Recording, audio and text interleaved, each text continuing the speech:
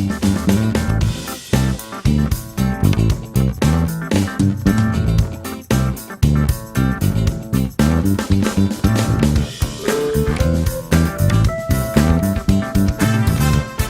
welcome back everybody for tournament prep, work in progress. So just putting the final touches and finishing the rest of the models for my P&P army.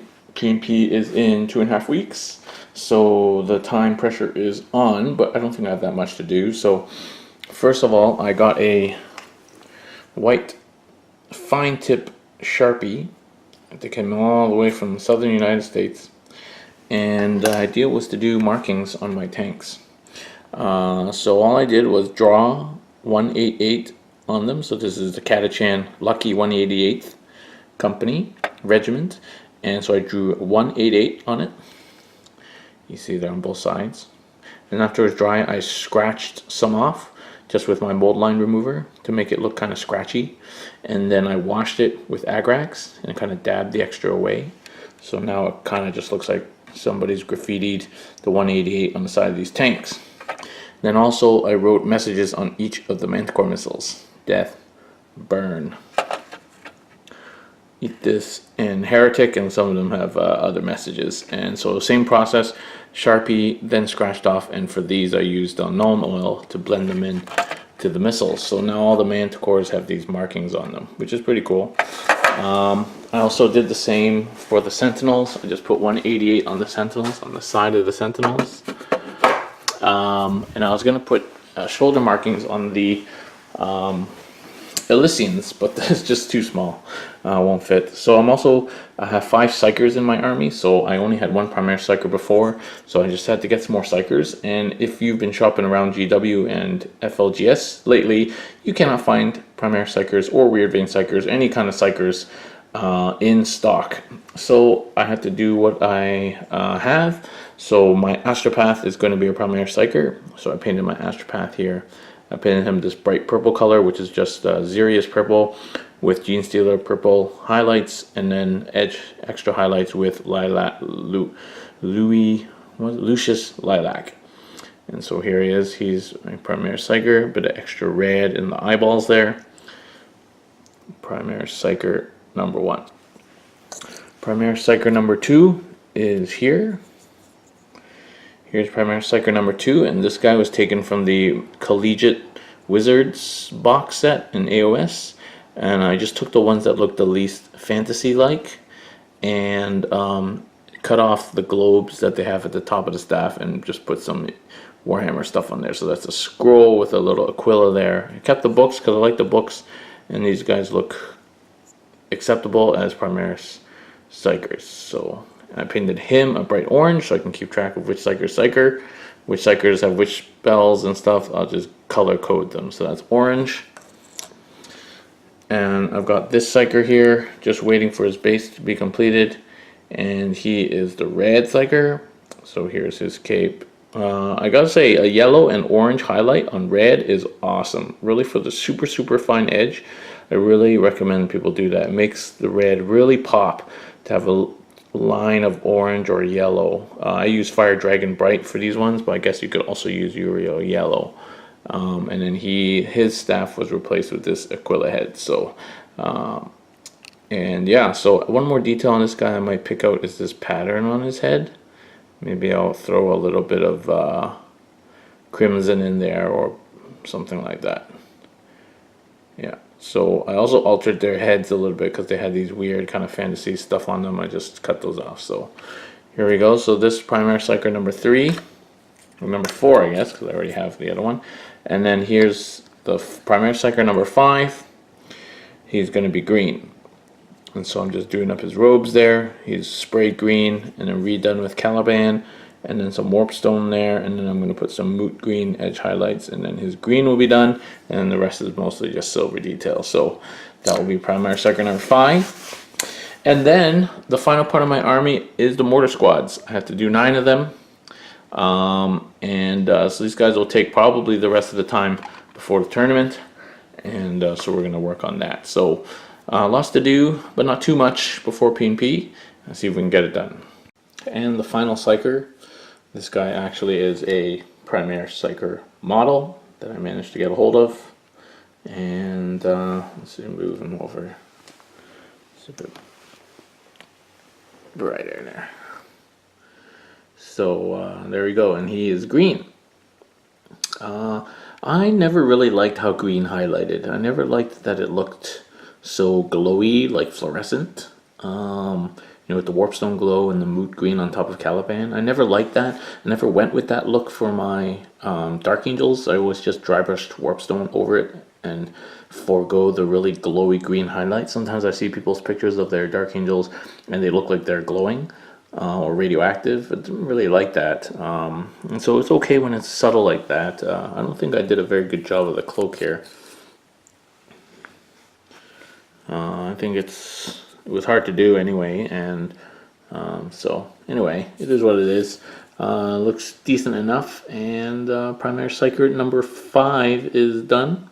That's all the psychers I'm going to do. I'm not going to do any more, and the likelihood is that Smite's getting nerfed somehow. That's the rumor, and so I won't need that many anyway. So, but they're a good way of filling HQ slots and providing some psychic support, and the -1 to hit and the +1 save powers are definitely worth 40-point psychers in any case. So yeah, so it's psychers. So I started work on the these guys. For some reason I'm just dreading it, but I started work. I painted the mortars, and we're gonna go on and start on the dudes now. All right, work continues towards P&P on the Catachan 188 heavy mortar teams. So I got 9 of them to do here, and just starting with the flesh. Well, I did the cannons already, the mortars already, just silver on there, and the flesh is pretty standard flesh for these Rambo dudes. Bugman's Glow as a base, and then washed with Reikland Flesh Shade, then layered mostly with Cadian Flesh, and then Cadian Flesh Tone, and then another highlight of Kislev Flesh. So all these guys are done. Making sure to pay particular attention to the abs of steel. I love these guys because they're so butch. Rambo dudes in space. So awesome. So I think what I'm going to do next is do all the clothing. And then we'll be well on our way to getting these guys done. Alright, there's been a change to my P&P list. After some playtesting, I decided to get rid of the aggressors and the Raven Guard attachment and go pure guard. So that was 451 points. So what I've done is actually replaced it with a Shadow Sword, and moved my Scions out into their own Tempestus battalion, and added some Thorax Primes in, and changed all my infantry to infantry squads with mortars. So I've got quite a lot of bases covered with that list now. I quite like it. What it means is I need to last minute, so in the next sort of 10 days, do a Shadow Sword and paint my Thoraxes, and still finish my mortar teams, which are over there. So lots to do. I've started assembling the Shadow Sword, which is not difficult so far. I've got the 2 tread sides done. My intention is to try and magnetize this so I can run a Shadow Sword or a Stormlord, because they're based on the same chassis basically. So I'm going to do that. So these kind of sections are done here. Now I've learned my lesson. I've paint the tread separately on most tanks, but unfortunately the wheels actually are separate from the treads, and the wheels are kind of part of the side here. So I would still have to hand paint all the wheels. So actually I've just decided to put it all together. And then the sponsons here are separate, and I'm going to have to try and figure out how to magnetize these on, because in my current list I don't want sponsons, but I might in the future, so I'll have to figure out how to magnetize that. So this is currently in progress here, and yeah, so this is my last minute build of the Shadow Sword. Alright, some good progress on the Shadow Sword here. So the main hull is done, and this is the bit that doesn't change no matter whether it's a Shadow Sword or a Stormlord. In fact, the only difference seems that the Shadow Sword turret goes back here with a plate in the front, and the Stormlord turret goes up here with like a crew area in the back. on the shadow sword, this bit is covered by like engine detail. Can't find it offhand. Whereas on the Stormlord, this is an open crew area. So what I've done is I'm just going to magnetize that so it can fit the engine cover over the top off and on. Either that, or I'm just going to leave it open and there's a bit of a crew area on the shadow sword. Big whoop-de-doo. I magnetized the two turrets. They're not countersunk because I'm too lazy, but they look okay once they're on. Looks fine. I'm a little bit annoyed because the anyway, it's a long story, but the last cannon turret has this little pivot there which would allow it to turn, but I didn't know because that was like 2 pages further on. It wasn't actually on the turret assembly page, and so I ended up just gluing it and now it's stuck. But anyway, minor grievance. Those sponsons are stuck on there. The other one's over there. So now we got to figure out, so what we need to do is make an assembly that's a Shadow Sword assembly and a Stormlord assembly, and then they can just be alternated back and forth. They might not even need magnetizing if it's just going to sit on the top, just like the Mastodon. So we're going to get on and assemble those. Alright, problem swapping between these two. This part magnetizing is fine, no problems. But this piece is the piece that goes on the front of the Shadow Sword. Sits like this. And then when it's a Stormlord though, the turret is up here, and this piece is the same piece, but it's that side. So that's a problem, unless I just leave it free hanging, which I could, not magnetize it. So what I'm going to do first is just see how easy it would be to magnetize this and the Stormlord cannon, and then we'll go from there. Okay, in the end I decided it was too difficult and I'm not going to use a Stormlord, and if I really want a Stormlord I'll just buy another kit. So I just glued it all down, so I got my Shadow Sword with magnetized sponsons now. So quick, I'm going to go give it a good Xandri dust spray. It's not too cold today, and then it'll be ready to be painted. Alright, back to the mortar teams. Finished putting on the Castellan green on the clothing. Took a little while, but managed to do it okay and didn't really get any on the skin, which was nice. So a little bit tricky working in and around these arms and behind the mortars and stuff, but it turned out okay. And they're looking pretty good. So I'm trying to recreate the paint job on the conscripts that I have. And so what it looks like is green with some browns patches. So maybe what I'm going to do is wash the green with Agrax. And that might help brown it up a little bit. It doesn't matter if it's not exactly the same, but anyway, the next step will be to carry on basing these guys, black boots, and then all the red Catachan headwear, and then silver parts, and we'll be ready to wash. Progress being made on the mortar teams. They're now Catachan recognizable with their red headwear. It's very striking. I used Mephiston red for that to make it nice and bright. And yeah, I probably won't shade it. I'll just leave it nice and bright. And then just touched up the black on the hair and the little straps and stuff. Touched the black on that stuff. Next step, we'll be finishing off the silver details. So these mortar shells, the swords, little buckles and things all over the place. And then it'll be ready for shading, highlighting, and these guys will be done. And then we can move back to the Shadow Sword. So progress being made on Catachan Lucky 188 for P&P. Alright, the mortar teams have been based and washed. So I did most of the basing already, just filled in the silver details as I said last time, and so all the silver has been washed with Nuln Oil.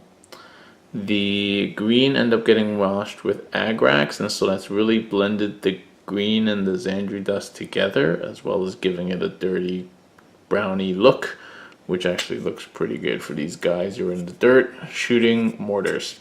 And Caribou Crimson on the head wear and the armbands, just to shadow down that red, and I'm going to pop it back out with highlights afterwards. So these guys are looking pretty good, all the while avoiding any stuff on the skin work, which has been difficult at times, but otherwise it looks pretty good. So you can see here that the dudes are still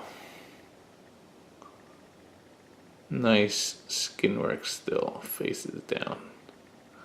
Looking pretty good. Okay, so we're gonna wait for that to dry, then we're on highlights and basing and done. So while we're waiting for that to dry, we'll get back to the shadow sword. Alright, the shadow sword is coming along nicely. First a dry brush of Xandri dust on top of the brown bits just to bring them back up a bit lighter, and then a more superficial dry brush of the stone, Terminatus stone, just to give it the highlight. And then the green went over with Lauren Forest dry brush just to pick out some of the green.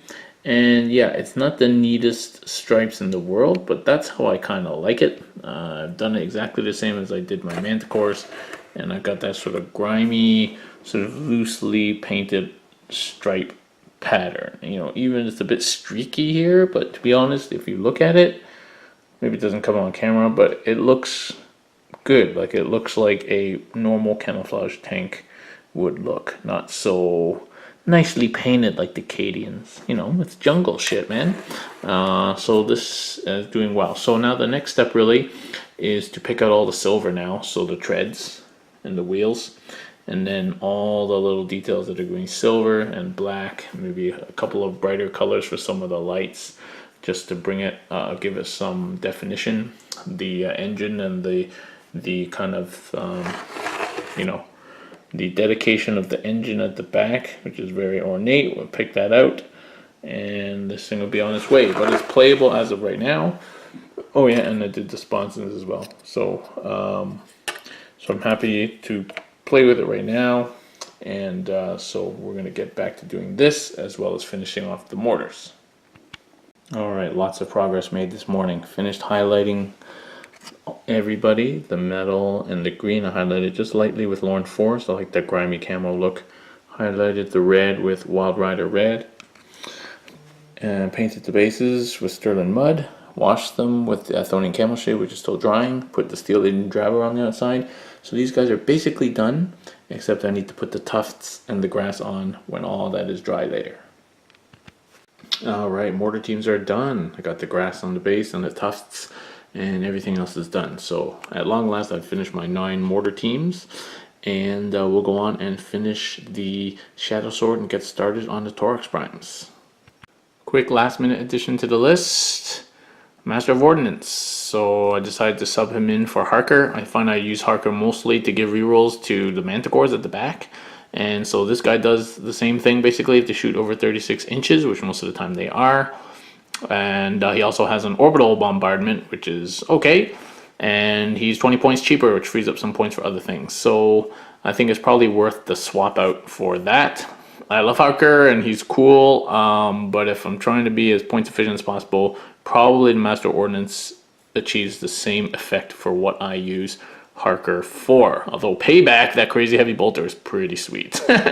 But yeah, there we go. It's also my first chance to use the Citadel handle, which is very good actually. I really like it. It's nice and light. It fits in the hand nicely. It holds the model firm, and makes painting it really easy from all different angles. So actually it's sweet. So the Master Ordnance is just base coated right now, just waiting for it to dry, and then I'm going to wash it. Silver for the armors. Oh, I need to put the gold bits on the armor. And then gray pants, Catachan green colors, black boots, and silver hardware. And he's a little bit older, the Master of Ordnance, so he's got some graying hair. And that's it. So there we go. Alright, Master of Ordnance is done. Quick little miniature to do. Looks pretty good. It's highlighting. I'll pick out the little screen on his arm by which he connects, I guess, to the artillery. Little grayed out hair. Yeah, I don't want to touch the base because I just painted the edge of the base, but I think he looks pretty decent. There you go. Looks like a grizzled old man with a bit of armor on. Alright, Master Ordnance is done. I also managed to color in and shade these 2 sponsons, so just waiting for the shade to dry on the silver bits. And then I've got all the detail to pick out here, but for intensive purposes it's tournament playable. So what I'm really going to do is work on the thoraxes that I need to do, because they're just still primed white. I need to get them to a sort of 3-color and shaded minimum, and then I can finish picking out these. Because it might take me some time to pick out all the details on this. It was a labor of love when I picked out every single rivet on the Mastodon. I'm not going to pick out every rivet on this because this is camouflage. So thank God, because there's like a billion rivets on this tank. But I still got to pick out all the, these details on the roof and stuff, and all those fans and everything, exhaust pipes, and detail the gun and stuff. What I'm going to do is give it a bit of Catachan red somewhere. I haven't figured out exactly where to give it that red Catachan color. Everybody's got red hats, so I was thinking actually of making the hatch red, just as a nod to Catachans. But we'll see. So that's going to take some time to detail that thing, and that's not the priority right now. So actually I'm going to end this episode of Work in Progress here. And the next episode, you're going to see work on the thoraxes.